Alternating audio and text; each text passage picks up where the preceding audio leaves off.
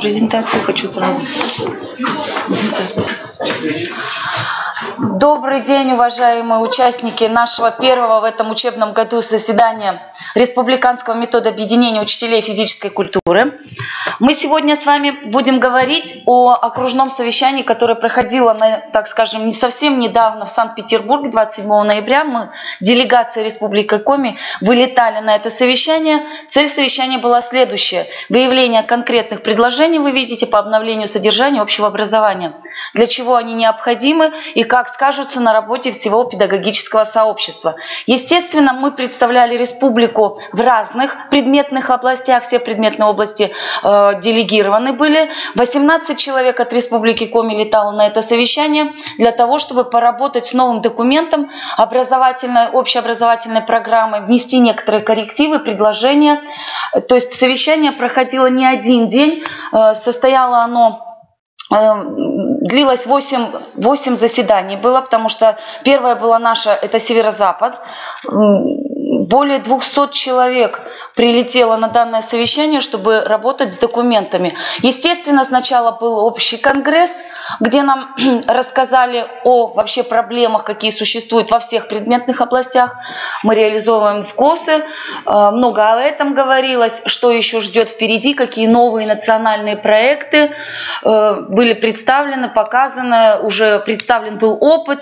А потом вторая часть конференции состояла работы круглых столов именно предметных областей. Естественно, я была направлена на свою предметную область, это физическая культура и спорт. Что же представляет вообще этот конгресс? Представлял цель наша была, то есть мы понимали, что цель в образовании у нас сейчас, посмотрите, стратегическая задача, это обеспечение конкурентоспособного образования, так скажем. Президент в майских указах отмечал на то, что мы должны выйти сейчас на уровень, войти в десятку лучших, так скажем, стран, которые дают качественное образование и конкурентоспособных специалистов. Ну, поэтому отсюда и пошли задачи. Чтобы задачи грамотно решались и что-то у нас у всех получалось, ну, то есть выстроили такой механизм. Нужно было адекватно оценить вообще, что уже есть. На сегодняшний день не говорится о том, что полностью систему образования как-то обозначить другие направления. Да, другие направления будут. Как-то перечеркнуть прошлое и выйти на совершенно новое. Нет. Нужно сохранить, было сказано, традиции и внести новые инновационные методы, чтобы получить, так скажем, качественное образование в любых областях. Поэтому мы должны были адекватно просмотреть документы, предложить новое или давно забытое старое, но уже в новом ключе и выйти на какие-то идеи. Потом очень большое внимание уделялось на то, чтобы молодое население, молодое наше поколение именно развивалось в духовно-нравственном направлении, то есть личность должна отвечать за свои действия и поступки. То есть вот в этом ключе все на конференции крутилось. Главная задача для нас, как для педагогического сообщества, то есть мы понимали на тот день, когда там находились, ну и вообще, что ребенка не нужно встраивать уже в существующую систему образования, а нужно создать условия для того, чтобы каждый ученик конкретно с его особенностями и способностями был успешен. Вот сейчас особенностям детей уделяется очень много внимания, то есть каждый ребенок должен быть замечен, отмечен, и отсюда у нас возникают сейчас такие проекты, новые проекты для нас. Ну, то есть мы еще не реализовывали эти проекты, у нас уже внедряются они в больших городах, мы сейчас тоже подключаемся. Это успех каждого ребенка проект. Не только в художественном, эстетическом или научно-практических каких-то делах, но и, естественно, спортивно-оздоровительной работе. То есть ребенка должны посмотреть во всех областях. Успех каждого ребенка должны выявить, вырастить и так далее.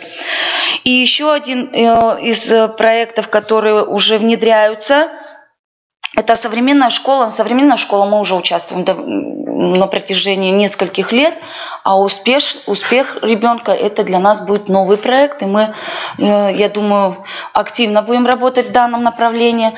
Что еще? Вот требования именно к предмету физическая культура. Предметная область рассматривалась в двух направлениях. Начальное общее образование и общая образовательная программа. Вот посмотрите, предлагается 5 модулей. Это по начальному общему образованию. У нас всегда эти модули были, просто они, так скажем, назывались немножко по-другому. Теперь идет аббревиатура вот такая. Гимнастика с элементами акробатики. Если раньше это была просто гимнастика, добавляются элементы акробатики. Легкая атлетика у нас так и был модуль. Ну и остается подвижные игры и элементы спортивных игр. То есть на начальное звено немножко идет здесь совмещение. Если раньше у нас было просто подвижные игры, элементы спортивных игр, сейчас оно вошло в одно. Зимние виды спорта. Появился модуль, раньше назывался просто лыжи, а сейчас зимние виды спорта и плавание. На что обращаю внимание дальше? Посмотрим с вами следующий слайд. Это модули по основному общему образованию. Их также 5, но немножко аббревиатура меняется. Гимнастика с элементами акробатики остается, легкая атлетика, спортивные игры, уже здесь идет именно акцент волейбол, баскетбол, футбол. Вот именно эти виды должны мы представить. Зимние виды спорта и плавания. Обращаю внимание на модуль «Зимние виды спорта и плавания», о чем много рассуждали и обсуждали. Достижение предметных результатов именно вот этих модулей «Зимние виды спорта и плавания» определяется образовательной организацией самостоятельно. Что это значит? Когда начнете работать в школах, то у вас будет программа, и программу вы дорабатываете самостоятельно на усмотрение, на то, какая у вас материально-техническая база в школе, климатогеографические условия. Невозможно внедрять модуль, реализовать качественно модуль «Зимние виды спорта», допустим, регионам южным. Что они покажут детям лыжи или будут показывать слайды, и дети, не попробовав технические действия, движения на лыжах, как они реализуют данный вид модуля. Качества не будет, то есть нет смысла. Да, в общем, можно рассказать, что вот это включает в себя то-то, то-то, то, но качественного выдачи вот этого модуля не будет. Поэтому вот эти 2 модуля, хотя мы сами все время почему-то пытались плавание во все школах внедрять. Пытались, потому что считали, что так должно быть, дети должны уметь. Ну а как на суше ты научишь плавать? Да, мы можем дать элементы техники безопасности, допустим, да, там правила поведения на воде, правила поведения детей в каникулярный период, в летний период. Мы об этом можем говорить, но так как модуль предполагает плавание себя некое, шире, так скажем, внедрение вот этих элементов, там технические есть действия, есть способы помощи, спасение утопающего, хотя над этим очень много спорили, немножко поменяли трактовку. Люди, которые занимаются плаванием, говорят, что невозможно научить детей помочь, спасти человека. То есть тут нужно быть, так скажем, хорошего уровня пловцом, и то неизвестно, как человек себя поведет. Поэтому вот 2 модуля для нас это очень важно для школ. Зимние виды спорта и плавания для наших руководителей, потому что не все мы можем на сегодняшний день, имея материально-техническое оснащение наших учебных образовательных организаций, реализовать вот эти вот 2 модуля. Хотя северо-запад в основном, да, в северо-запад собирались, в основном в наших школах реализуются зимние виды спорта. Городские школы, Санкт-Петербург, например, они говорят, у нас нет возможности, то есть у них есть немножечко, они там берут, вывозят детей, через неурочную деятельность. Не так, чтобы можно было в качестве 3-го часа физкультуры или там еще когда-то это реализовать. И вот в результате освоения программы нашей по физической физической культуры, что уже определено, чему в соответствии с требованием ГОС, чему ребенок должен научиться. Это выпускник начальной школы идет у него тому, чему он научится за эти 4 года обучения. И это очень важно, потому что вот здесь трактовка идет некоторых понятий уже другая, обновленная. Вот сейчас вот эти изменения уже можно в наши программы вносить. Это вот кто работает уже сейчас в школах, для них это очень важно. Посмотрите, уже ребенок, заканчивая начальную школу, должен уметь, научиться, по крайней мере, характеризовать роль и значение физической культуры в жизнедеятельности человека, связь с трудовой и военной деятельностью. Дальше. Характеризовать основные физические качества человека, выполнять простейшие комплексы утренней гимнастики, составлять и выполнять комплексы физических упражнений на развитие физических качеств. Но эти вот моменты были у нас. Самостоятельно организовывать и проводить подвижные игры, контролировать режим нагрузок по внешним признакам утомления, организовывать и проводить занятия физической культурой с разной целевой направленностью. Вот это понятие у нас у детей появилось впервые. С разной целевой направленностью подбирать для них физические упражнения и выполнять их с заданной дозировкой нагрузки. Измерять индивидуальные показатели физического развития основных физических качеств. В допустимой форме объяснять правила и технику выполнения упражнений основных базовых видов спорта. У начальной школы также базовые виды спорта остаются волейбол, баскетбол и футбол. Знать правила проведения подвижных игр. Добавляется выполнять упражнения, включенные в перечень испытаний тестовых упражнений комплекса ГТО, соблюдать правила безопасности при занятиях физической культурой и спорта, демонстрировать динамику показателей физических развития качеств. То есть немножко развели. Если раньше мы писали в общем, то сейчас начальная школа разведена от основного общего образования. По результатам освоения предмета физическая культура в основном в реализации основного общего образования. Что наш обучающийся должен научиться? Это перечислять исторические этапы развития олимпийского движения, объяснять роль Пьера де Кубертена о возрождении Олимпийских игр, характеризовать основные направления и формы организации физической культуры, измерять индивидуальные показатели физического развития, перечислять основные признаки правильной и неправильной осанки, объяснять причины нарушения в школьном возрасте, составлять индивидуальный режим дня и учебной недели, выполнять закаливающие процедуры, руководствуясь правилами их проведения. То есть у нас были некоторые моменты, но вот руководствуясь правилами их проведения, это уже тоже идет на анализ, чтобы дети могли уметь анализировать свою деятельность. Планировать самостоятельные занятия физической подготовкой, руководствуясь правилами развития физических качеств. Добавляется характеризовать комплекс ГТО как основу физического воспитания населения страны, нацеленную, здесь уже шире берется, на развитие массового спорта и оздоровление нации. Характеризовать основные компоненты здорового образа жизни, организовывать рабочее пространство для выполнения физических упражнений в соответствии с требованиями техники безопасности. Дальше составлять комплексы физических упражнений оздоровительной, тренирующей и коррегирующей направленности, подбирать индивидуальную нагрузку с учетом физических особенностей и индивидуальных особенностей организма и физических возможностей организма, тестировать показатели физического развития и основных физических качеств, то есть они сами уже это могут делать, контролировать их динамику. Соблюдать правила безопасности при занятиях физической культурой и спортом.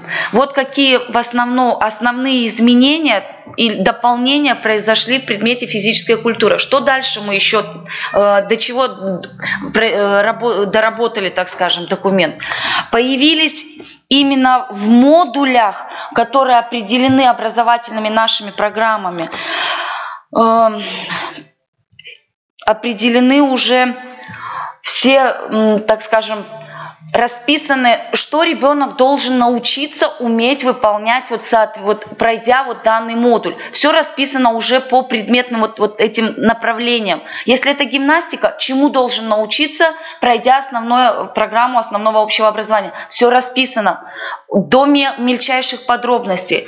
Где было что упущено, мы постарались внести, потому что было пропущено на начальном образовании, почему-то пропустили лазание по канату. Если, допустим, вы элементы лазания не прошли, то дальше в основном общем образовании уже все, детей поздно будет учить этому. То есть какие элементы были выпущены, корректировки были внесены. Теперь документ дорабатывается, и в 2019 в январе он должен выйти уже в чистом сверстанном виде. Еще заседания сейчас дорабатывают, и мы получим новый документ, который нам будет в помощь учителям физической культуры, потому что очень подробно описано, чему ребенок должен научиться, прямо до мельчайших деталей. Положительно то, что организация может модули корректировать, это очень хорошо, имеется возможность внести там модуль, допустим, настольный теннис, если школа имеет в своем, так скажем, на своей базе достаточное количество столов, или мягкий зал, самбо, у нас в Республике Коми проекты реализуются. То есть и раньше можно было к этому подходить правильно, но сейчас расписано так, что все можно в программу включить, встроить, и, так скажем, не будет вопросов вообще. Ни со стороны родителей, ни со стороны, допустим, организаций проверяющих. Просто нужно грамотно читать документы. Еще раз обращаю ваше внимание, что знания, то, что мы сейчас получаем на этих совещаниях, дают нам большие возможности. Можно составить программу так, чтобы было комфортно, удобно работать всем. Нельзя научить ребенка, еще раз говорю, лыжам, если на них ребенка не ставить. Как в Краснодарском крае можно реализовать лыжную подготовку, зимние виды спорта? Да никак. Потому что школа не всесильна, так скажем, образовательная наша организация. На что еще хотелось бы обратить внимание по опыту данной конференции. Регионы живут по-разному, разное материальное оснащение. Проблемы практически у нас все равно схожи, одинаковые. Проблемы со стороны родительской общественности. Родители предъявляют им требования, не зная каких-то моментов. Чтобы этих, так скажем, разногласий не было, мы должны с вами вести тесную работу внутри своей организации, выходить, не стесняться на родительские собрания, об этом говорить, рассказывать, что изменилось, как к этому подойти. Много вопросов возникает сейчас вам скажу, о том, как оценивать личностные результаты ребенка. Кто-то говорит, мы сейчас оцениваем по нормам ГТО. А на каком основании по нормам ГТО? Нормы ГТО, мы знаем, что этот комплекс – это добровольная программа. Обучающийся хочет, участвует. Наша задача с вами объяснить вообще, что это, как и кто может дать информацию, показать, как это выполняется, научить детей. А выполнять он вправе сам решать, нужно ему или нет. И почему оценка ребенка должна оцениваться по нормам ГТО. Некоторые организации про это говорят, да, мы сейчас поставили планку нормы ГТО. Давайте посмотрим по общеобразовательным программам, если мы работаем по Матвеева или по Ляху, у нас есть там уровень физического развития, то есть мы детей определяем, там отметки стоят, все четко расписано, а почему вдруг по нормам ГТО? Никто не знает. То есть сейчас, обсуждая эти вопросы, было четко сказано на конференции, что вы принимаете решение самостоятельно. То есть ваша организация, изучив все материально-техническое оснащение школы, изучив педагогический состав вашей школы, контингент обучающихся, потому что школы разные, вы пишете программу, составляете свою рабочую программу таким образом и прописываете, чтобы она соответствовала вашей образовательной организации, а не институту физической культуры и спорта, который там высшие достижения дает. Поэтому очень аккуратно к этому нужно подходить. Если вы решили, что вы равняетесь на нормы ГТО, то есть вы выставляете как показатели в отметочную систему, это включаете, объяснительную пишите, примечание, почему вы решили так, каким способом было принято решение, что у вас выдающиеся дети или у вас все 100% детей могут участвовать вот в реализации этого проекта. Поэтому здесь нужно очень быть осторожным, внимательно читать и прописывать грамотно.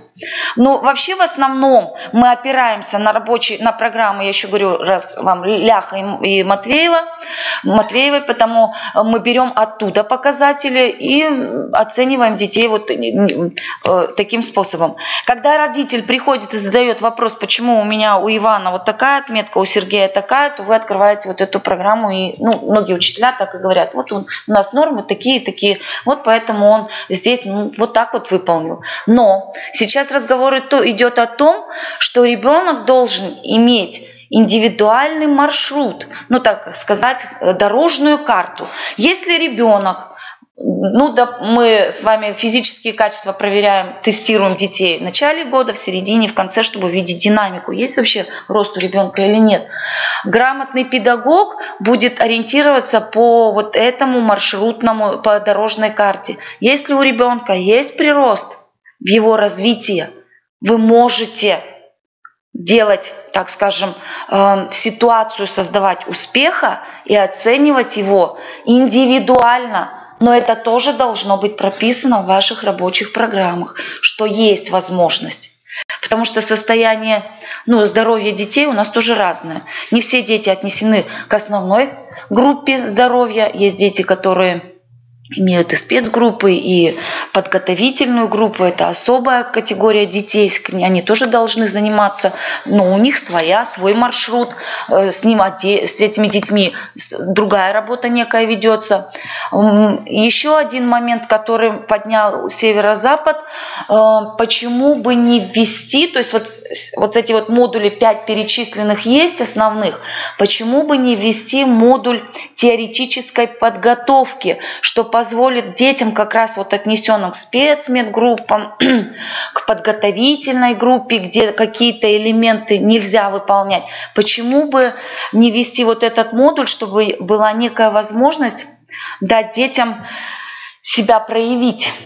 И стоял вопрос о том, что почему бы не ввести опять в школу, я не знаю, нужно или нет, это пока обсуждается, опять же экзамен для детей по физической культуре. Но здесь говорят о том, что чтобы поднять престиж предметной области физической культуры, потому что по всем предметам, в основном по всем предметным областях имеется экзамен итоговый, допустим. Почему физической культуры убрали этот экзамен? У нас был он когда-то, как-то отошли. Есть категория детей, которая очень хотела бы сдавать этот экзамен, потому что, в силу того, что не даются определенные дисциплины другие в школе. Но это пока на обсуждение выставлен вопрос. Не знаю, будет ли в дальнейшем введен этот модуль. Если будет, то очень даже неплохо. Мне кажется, ничего сложного там не будет. Есть перечень того, что дети должны знать. На основании этого легко составить вопросы. То есть это даже не на вас ляжет, а ляжет на другие головы, на методистов. Поэтому мне кажется, почему бы и нет. Наш предмет такой же, как и математика. Я всегда детям на уроке говорю, у меня такие же требования, как учителя математики и русского литературы. И что у меня нет ОГЭ или ЕГЭ? Ничего страшного, ты должен знать. То есть дети сейчас немножко стали относиться, не все, конечно, что там физкультура. Хотя, если посмотреть, то физкультуру сдать тоже она состоит из 2 частей, теоретическая и практическая. Ты попробуй. По поводу теоретического модуля вопрос стоял, но пока не знаю, как следующие заседания прошли, как проголосовали на тех заседаниях. Будет видно в дальнейшем, в 2019 году. Дальнейший план наш такой. Работы именно с образовательными образовательными программами. Мы сейчас ждем основной готовый документ, вот с которым работали. Он будет готов в январе. В феврале мы планируем провести еще одно совещание, чтобы уже, если все готово, показать всей общественности педагогической именно в сфере физической культуры и спорта, потому что у нас больше мы на свое направление ведем. Другие республиканские методы объединения будут собирать свои группы и работать уже непосредственно по своим областям. И когда вот это все будет уже готово, мы готовы работать тесно, сотрудничать со всеми уже образовательными организациями, у которых возникают вопросы. То есть мы разбираемся вместе, сообща, чтобы выйти чтобы решить ту цель, которую нам поставило государство и правительство. Наше приоритетное направление образования. Поэтому вот такая вот у нас была очень интересная поездка. Правда, один день очень много, долго и информации поток очень большой был. Хорошее мероприятие, масштабное. Школа, в которой мы были, великолепнейшая. Очень опыт нужен тем, что, понимаешь, в республике мы живем, правильно вообще идем, в нужном направлении или нет. На сегодняшний день пришло понимание того, что все идет как нужно. То есть мы стремимся к тому, что нужно так, и соблюдаем очень много. Мы немножечко, не отстаем, немножечко проигрываем столичным городам нашей материально-технической базы, это да. А в плане методической работы очень даже мы не на плохом счету. Очень было предложений как раз именно от наших регионов. Мы говорили о национальных наших проектах. Были упущены национальные виды спорта, которые также можно через подвижные игры внедрять, об этом говорить и пропагандировать. То есть вообще масштабное мероприятие, оно дает толчок для новых идей. Поэтому методически регионы наши очень даже сильны, понимают, что к чему, потому что в столичных школах немножечко легче в том плане, я говорю, что у них 2 спортзала плюс бассейн. Конечно, легче. А у нас мы поставлены в условия очень много школ в Республике Коми, где 1 спортзал, классов очень много, а 3 часа физкультуры. И чтобы было качество, так скажем, на уровне столичной школы, то есть нам надо постараться сделать программу, составить так и работать по ней, чтобы это качество выдать. Поэтому нам приходится нам приходится очень творчески подойти к нашим образовательным программам и реализации вообще некоторых модулей. Если у вас есть какие-то вопросы, вы задавайте, я вам расскажу. Давайте. Как будет, допустим, отслеживаться? Они должны научиться тестировать показатели физического развития и физических качеств. Это как-то будет? Конечно. Учитель же, это же на учителя ложится ответственность. Он должен выдать материал, ребенок впоследствии все это впитал как губка и дает вам результат. Вы же оцениваете детей, как отметка у вас есть. Это вот ваша как раз карта развития ребенка дорожная, где все будет видно, он это освоил или нет. Если не освоил, то нужно еще работать. Это индивидуальный маршрут. То есть учитель. Это в практике делать или просто? Это и практика, и теория. То есть это вот этот блок, это все вместе. То есть это общий, по предмету физическая культура. А вот эти модули, они имеют свои еще.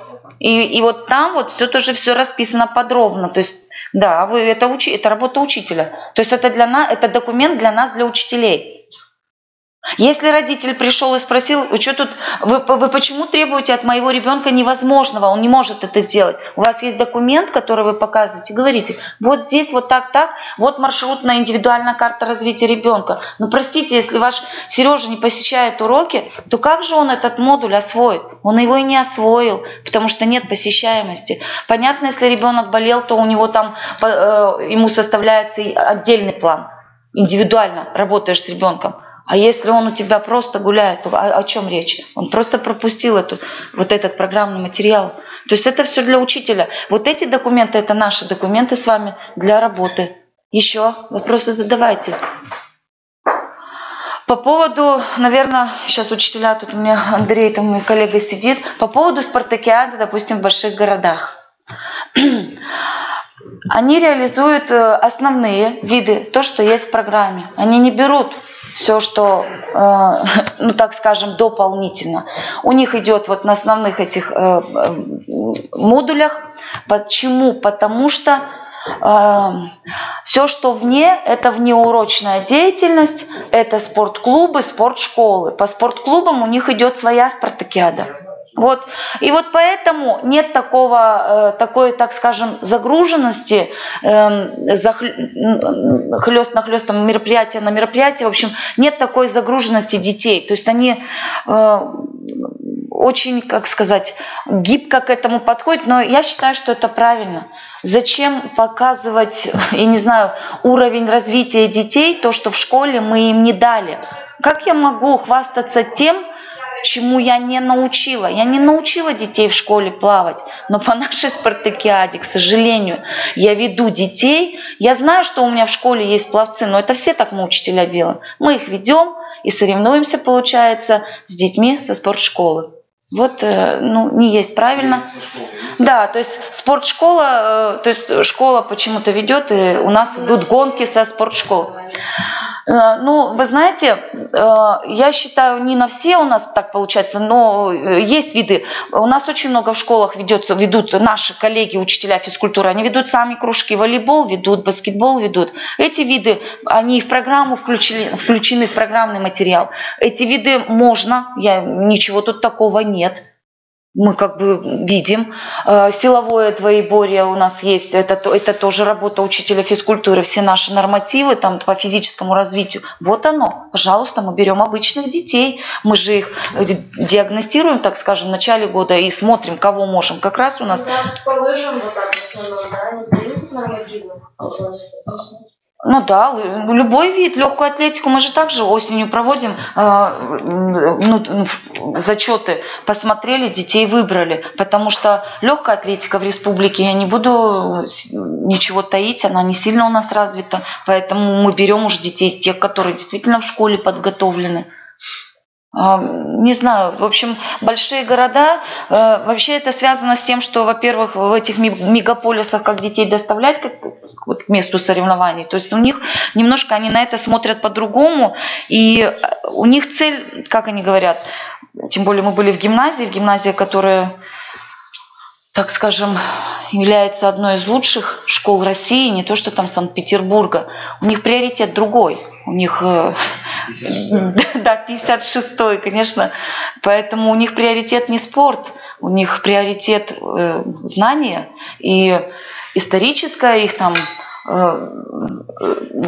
так скажем, у них нацпроект идет знание своего города, Санкт-Петербурга, там у них все на истории поставлено, поэтому спорт уж он у них есть, присутствует, все это, конечно, хорошо, у них даже есть небольшая, так скажем, тренажерная комната, которая там, ну, даже комната не назовешь, да, так проходная, но...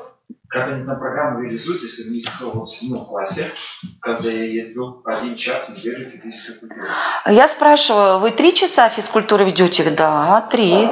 3. Все говорят 3. Но, видимо, не хотели озвучивать, потому что я говорю, у нас проблема с 3 часом физкультуры.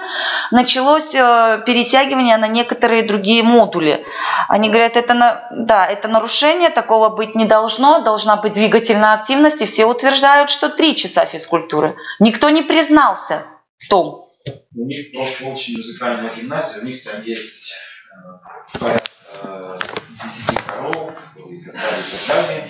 Видимо, все идет акцент на эти. Видимо, оттяпали физкультуру. Потому что, все сказали 3 часа физкультуры. И все. Я просто была удивлена, думаю, как же, не знаю. Все 3 говорят. Может, не теоретическая? Нет, именно практическая. Теоретическая, такая вот еще одна проблема, которая существует у всех. 2 класса в 1 спортзал, да. Это да. Вот тоже этим грешат. Но мы же решили эту проблему, у нас нет этого в школе. У нас тоже очень редко, бывает, но у нас 1 зал. Вот сегодня я ходил с 2 классами на улице. Молодец. Но это все идет от учителя. Понимаете, вот к чему я это и говорю, что программу нужно составить так, чтобы тебе было комфортно работать, чтобы дети получили максимум. И не просто так. Зачем идти в кабинет? Я не понимаю, как можно физкультуру вести в кабинете. Ну, может быть, раз там, я не знаю, в какой-то период зайдешь ты в кабинет. Но вообще, когда подразумевалось в 2010 году вот этого 3-го часа физкультуры, президент четко обозначил: активизировать двигательную активность детей. Из-за этого ввели 3-й час физкультуры, потому что дети очень много сидят. Они не просто так. То есть, а мы сейчас что делаем?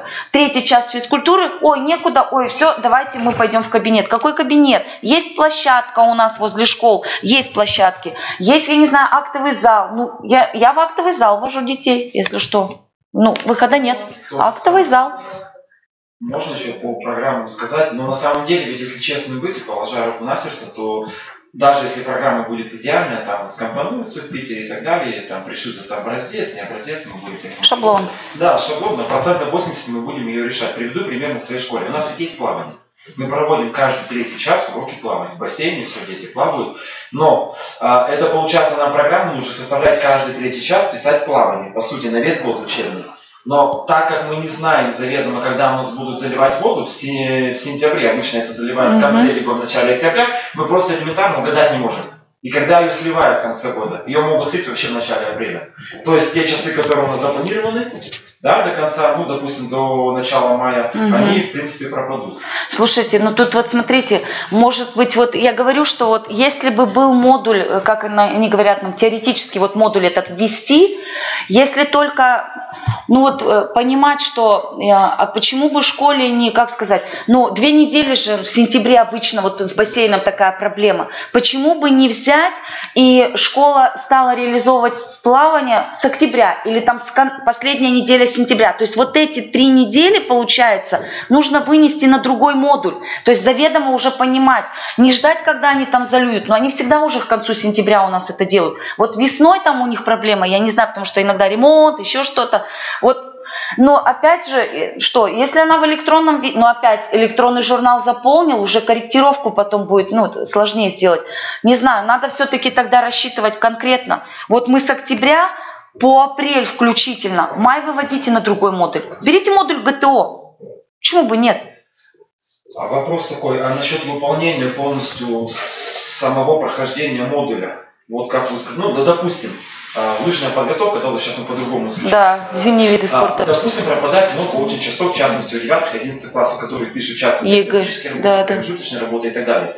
По самому выполнению этого модуля, тема же, она будет наслаиваться на другую тему. Их выполнять совместно или мы ее пропускаем? Не затрагивать? Нет, не затрагивать. Вот это часто, да. Это проблема насущная ведь на самом деле. Вот это вообще даже никто даже не додумался спросить. Ноябрь-декабрь месяц, вот я честно приведу, 11 классы, но уроков 6-7 пропало. Ой, как много. Если, да, в совокупности взять, то можно целый модуль какой-нибудь. Да, потеряешь модуль. Вот у нас гимнастика, половина она пропала. Ой. Выпадает. Ну так и есть, это во всех школах. А слушайте, я 11 не учу, поэтому я не столкнулась в этом году. Мы сталкиваемся, у меня 9 и 11. В прошлом году у меня был 11 класс, но не столько часов пропало. Была такая тема, да. Надо этот вопрос вот нам, кстати, с этими часами, что, да. Либо их наслаивать на следующую тематику, как-то вместе. Ну, соединять темы, ты имеешь в виду? Да. Возможно. Но опять же, если сложные темы, как? Или, допустим, новая тема, да, обучение элементу, и у той, по тематике идет уже тоже второй новый элемент. Мы же 2 новых элемента, если они сложные, не знаю. Ну, я считаю, это мое личное мнение. С практики, так скажем. Программа, она вообще нереально выполняема в наших условиях. Даже когда ко мне еще Крутиков Вячеслав Николаевич в колледже преподаватель, студенты были тоже, я ему дал тему туризма студентам, там, узлы и все. Он пришел, вот так вот покрутил, ты что, говорит, тема. Если, говорит, программу будешь выполнять, сам с ума сойдешь полностью на 100%. Я, в принципе, как-то с ним согласился и понимаю сейчас это. Но это все надо через себя пропустить. Вот у вас и будет потом проблема. Вы придете, и вот оно, началось, машина поехала. То дождь, то снег, то легкая атлетика, не можешь выйти. И все. И вот у нас так. И приходится... А соревнований, спартакиады очень много. Еще можно? Да. Затронули. Самбо, проект Самбо. Да. когда-то еще года 2-3 назад здесь был круглый стол, как раз на базе Криро, я был участником этого стола и задал тоже прекрасный вопрос. На самом деле я не смертник, чтобы проводить самбо, у меня нет никакой специальной... Должен обучиться. Да, нет, это первый вопрос. Ладно, у нас база есть, у нас есть мягкий зал, специально для вас проводить борьбу, как раз можно и самбо проводить в школе.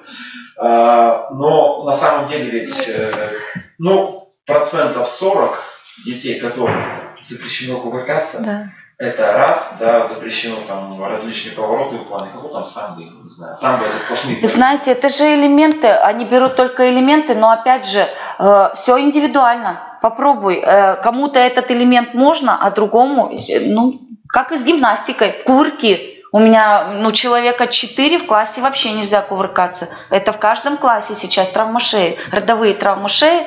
Все, у меня есть документы у детей. Что делаем, что не делаем, так, здесь смотрите. Здесь они кувырок могут перекатываться. Перекаты, да. Так же состряпать просто вместо кувырка. Так и делаем, так и выкручиваемся. Ну а самбо ты что? Ты что на что зависишь? Я не специалист, слушай, тут надо в эту область, то есть мне это надо конкретно этим заниматься, потому что я не представляю, что там можно давать. Или заменить. Да. По самбо. Там же самооборона, она без оружия. Она не всегда включает в себя такие или еще что-то. Там, обходы, заботы какие-то. Она может не включать в себя. Это понятно, но там даже элементы бросков может не быть. Были в прошлом 2 года назад, да, самая школа здесь конференция была. Там показывали то, что именно на начальной подготовке у них не вводятся такие броски. Это уже отдельно, если они сами будут заниматься. Это же элементы только какие-то. Это понятное дело, но в любых единоборствах всегда с чего начинают учить, это падение. Попробуйте сейчас ребенка научить падению, которому нельзя там ничего делать. У меня мальчик выполнял упор на брусьях, он кистевой сустав сломал. Тут ему падать надо, простой упор. Есть у нас уникум, да. Да. Поэтому настолько индивидуально вообще индивидуально. Самый сложный урок, я так считаю, предметная область в плане реализации – это физическая культура, потому что ты должен понимать, что вообще ты даешь, что можно, что нельзя, и индивидуальный маршрут, если каждому ребенку давать, это просто работы не паханые, потому что очень дети разные, у нас они не под копирку, то есть, есть ребятки, которые могут, но их очень мало сейчас, то есть процент детей, которые могут все, так скажем, универсалы, их мало. Тогда вопрос стоит другой, тогда нужно организацию урока полностью менять. Менять. Каждого ученика. Да. Потому что, если процентов соотношения не брать, да, 30 человек это 100%, процентов 20 работают над одним процентом, 20 на других процентов, 20. Да. Все. Так и есть. Я говорю, что у нас с вами самый сложный предмет. Когда говорят в школе, ой, что там физра ваша, или меня очень это задевает, если честно, я с коллегами начинаю спорить. Я говорю, давайте, зайдите в зал, друзья мои, попробуйте. Или когда кто-нибудь из учителей, классных руководителей придет, ой, и за голову хватаются. Я говорю, а вы же как думали? Кажется легко. Нет, на самом деле очень сложно, но интересно. Когда потом у каждого, у детей видишь рост, ребенок сам очень доволен, и тебе приятно, что ты не зря с ним работал, и получился результат. Тяжело, я не говорю, что легко, но, по крайней мере, сейчас начинают рассматривать, и в сторону детей смотрят ОВЗ, сейчас программы индивидуальной карты, и ИПРА там появляются. Тяжеловато, конечно. Я так все-таки жду и надеюсь, когда у нас будут эти специалисты в школах, которые будут отдельно с этими детками работать. Потому что невозможно на одном уроке качественно давать урок, да, согласитесь со мной, и этого ребеночка, и второго, а еще у тебя основной поток детей, а в классе 30 детей, и когда они еще в начальном и среднем звене ходят, я вам скажу, 90-100% дети посещают урок, они любят любят физкультуру, просто желание не надо отбить, они ходят, посещают, и все хорошо. Но это очень тяжело сделать, это просто ты должен быть, я не знаю, человеком-роботом, что ли. Ну, вот, мое мнение, что эти дети должны заниматься в другом зале, с другим специалистом, потому что не каждый из нас с вами даже, извините, владеет специальностью, там, скажем, инструктор ЛФК. Не каждый этот профиль имеет. Кто-то имеет, в свое время заканчивал, имеет 2 профиля образования, кто-то и нет. Согласитесь? Да, поэтому давайте. Можно еще вопрос, да. А не разбирали вот у вас конференция, как это? Да, конференция. Конференция. Совещание. Такой вопрос, оценку качества вообще выполнения этих программ. Не затрагивали вопрос? Потому что вот есть ли смысл менять гимнастику на гимнастику с элементами акробатики, когда в раздел гимнастику и так входит акробатика? Ну, слушайте, там какие, сейчас вам скажу, вот потом ознакомлюсь отдельно с модулями, посмотрите. Немножко сделали так, чтобы было удобнее учителю что-то упустить. Ну, то есть громко сказано, а уже делаешь под свой класс, потому что ты даже некоторые комбинации, вот, допустим, да, у нас раньше как было, ну, 6 класс, комбинация, там, юноши, то четко, ну, так и идет, но ты можешь немножко менять, потому что класс у тебя, обучающихся состав, не тот, который предыдущий А-класс, то есть что-то упустить. Вот если посмотреть вообще, ну, общеобразовательные вот эти программы основные-то, меньше всего затронули изменения, так скажем, это физическая культура и еще какой-то предмет. Вот 2 предмета. Очень сильно технология претерпевает вот прямо очень сильное изменение. Там, математика, русский, то есть у них свои такие моменты есть. У нас сильных, вот мы сидели с коллегами, я говорю, слушайте, ну вот я смотрю, если вот на это посмотреть, в принципе, мы это и раньше делали, но называлось по-другому. Но сейчас вот в силу наших, так скажем, в ГОС, реализация в ГОС, там еще новых проектов, вводят новые понятия и стараются сгладить, чтобы легче было работать. Все сделано для того, чтобы педагог мог творчески подходить. То есть творчество никто не перерубает, вот этот узел. Должно от нас идти вот творческий подход, чтобы мы могли как-то донести до каждого. Он не может выполнять, но смотрите, что пишет. Он должен рассказать, объяснить технику. Вот смотри, кувырок не может, но он же может выучить определение, он может, как сказать, смотрел на опыт детей, да, как они выполняют, рассказать, как руки, что с головой, на что это похоже. То есть тут идет, ну как мы говорим по ГОС, говорить. Он должен уметь аргументировать. Что это движение? Для чего? Это уже вопрос оценивания пошел. Да. Но тогда другой вопрос. Если ученик способный, да. Идет технический элемент. Не тот, который мы оцениваем по количеству, например, по желтому способными ногами, а передача мяча сверху над собой, например. Технически. У нас в школе как? Мы оцениваем по количеству. Я считаю, это неправильно. Нет. Выполнил 20 раз, оценка 5, 16, 4 и так далее. Но нерадивый ученик, который ни разу не ходил на урок, есть такие, чего греха таить, пришел там на урок, выполнил который норматив, там 20 раз кое-как, он там на ладошках понабивал, хотя это технически неправильно. Да, это же нужно разрабатывать техническую базу. Конечно. Слушайте, но вы же можете оценивать, как, ну, как вот вы говорите, результативность, да, ну вот количество, и плюс технически. Она же за этот норматив, ты, скажем так, можешь иметь 2 отметки. Техническую, я так делаю своим, и практичную, вот эту, и результативную.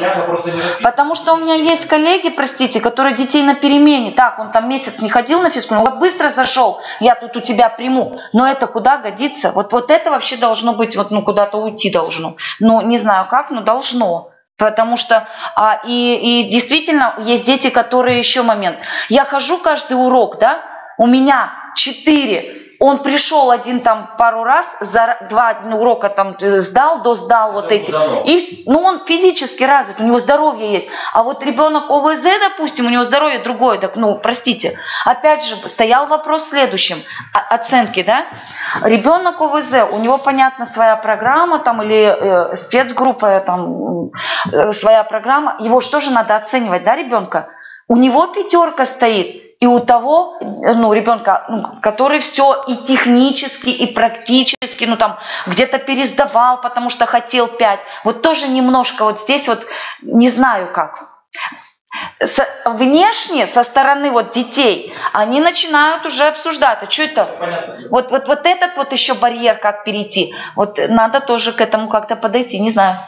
Ну, ситуация, тоже у меня была ситуация, мальчик, Серега, у него со зрением очень плохие, там, с каждым годом уменьшается, минус уже 5, минус 4 линзы носит. Я ему давал рефераты, честно, я не знал, что у него проблемы со зрением, потом узнал, говорю, пусть мама рефераты делает, но мама тоже рефераты не приносила. Я ему поставил 3. В итоге оказалось, что вина моя, что я ему поставил 3, он принес реферат на последний, уже прошлый год, 30 декабря. Ладно, с директором поговорили. Потом стала мама рефераты принести, все-таки ставили 4. Вот я не знаю ситуация, то ли я виноват до сих пор, то ли... Слушайте, ну сейчас уже знаете, кто там виноват. Опять же, принимайте технически. Ну технически он сможет выполнить. Вот, ну смотри. Он еле двигается. Он ДЦП-сник еще. Ну это... И с одной стороны жалко, я понимаю. Да, с другой стороны... Вот я к этому и говорю, что как вот оценивать детей. Почему бы не ввести вот в этом случае зачет, не зачет?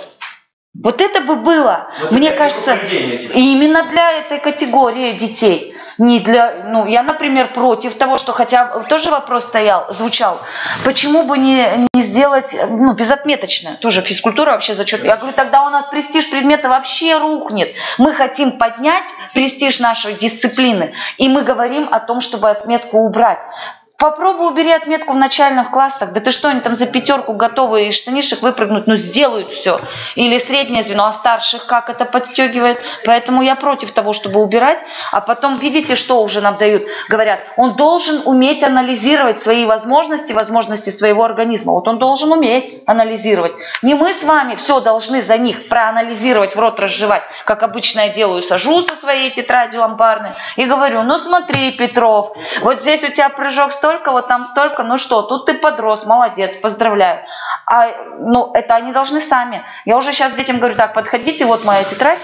Разрешаю всем в ней, ну, как бы, пользоваться. Вот линейка, смотрите, у кого что. Что это у меня здесь 4? Я говорю, переворачивай на сентябрь, смотрим. Так, видишь, у тебя тут меньше стало, чем там было. Вот поэтому, извини, друг мой. Да, а что это я так, ну, еще там грубо скажут, там, не в себе. Я говорю, ну вот бывает не в себе. Поэтому, ну, тут каждый педагог, это вот все зависит от каждой личности учителя. Вот если вот подходить вот так, что иди-ка на перемене прыгни, или тут что-то пересдать, вот он так и будет. У меня есть несколько, я говорю, отметок. Вот техническая, вот это вот по нормативам, потом иногда теоретически тоже заставляю, и тесты даю, потому что, ну, выхода нет. Бывают сложные ситуации. А со зрением, если ему так, как вот дашь тест тоже лишний раз писать? Ну, вот, устно тоже можно попасть в ситуацию неуспеха. Тут надо, не знаю, надо думать. Легче всегда пойти навстречу и проблем не будет. Ну, да. У нас в образовании так. Угу. В нашем образовании. Если есть вопросы, еще позадавайте. А то мы с Андреем можем тут и до утра дискутировать, потому что практика уже у нас... Ну, что практика? Они скоро уже тут будут? Они тоже уже, да, они уже и ходят на практику, но уже скоро начнут что-то там давать. Да, все те же дети. Так что мы вас ждем в школы с новыми знаниями, так скажем, силами, может быть, идеями. Очень важная идея. Я сначала, когда ехать в Петербург сказали, я думаю, господи, ну почему я-то от республики? Ну как это? Мне некогда, у нас соревнования, у меня тут уже дети, надо завтра их везти на соревнования. Говорят, ты летишь? Я говорю, как летишь? Я не могу, у меня соревнования. Ничего не знаем, летишь. Ладно, думаю, ой. А потом прилетели туда, вот когда начали работать, очень много интересных вещей. Думаю, вот это очень ценно встречаться с людьми с разных вот регионов, потому что у нас мы здесь, мы друг друга уже знаем, кто что как, а вот новые-то идеи как раз идут извне. Хотя и мы свой опыт тоже как бы говорили о том, что есть нам что внедрять, почему бы и нет. Забыли совершенно про наши национальные виды, а ведь мы не только одна республика Коми, Мордовия, у них тоже свои нацпроекты есть. Ну, как-то столичные школы делают все для столицы больше. нас забывают чуть-чуть. Ну, ничего, обозначили мы свои проблемы.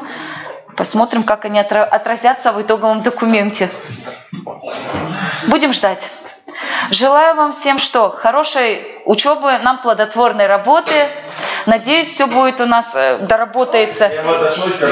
Сначала с наступающим Новым годом. Отдыхайте, а потом... Спасибо, что приходили. Ну, я очень рада, что мы с вами поработали. Может, кого-то на следующий раз вас отправим в Петербург или в Москву.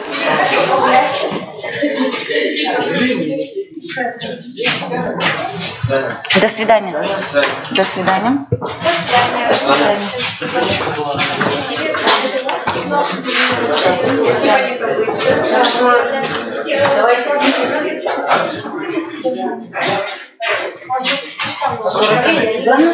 Вот смотри, если мы будем оценивать 211, у нас Кому не тянешь языки? По-моему, это не я. Да, тем более техника. Так, где-нибудь на месте тоже техника. Сейчас помню вопрос. Потом опять же, такой момент. Ленечка, выключи там, пожалуйста. Если нет, делай все правильно. С прыжком в другом смысле. Пришел, дальше. Совсем перепутали. Я говорю, да, у меня дома прыгает, я говорю, на вопрос.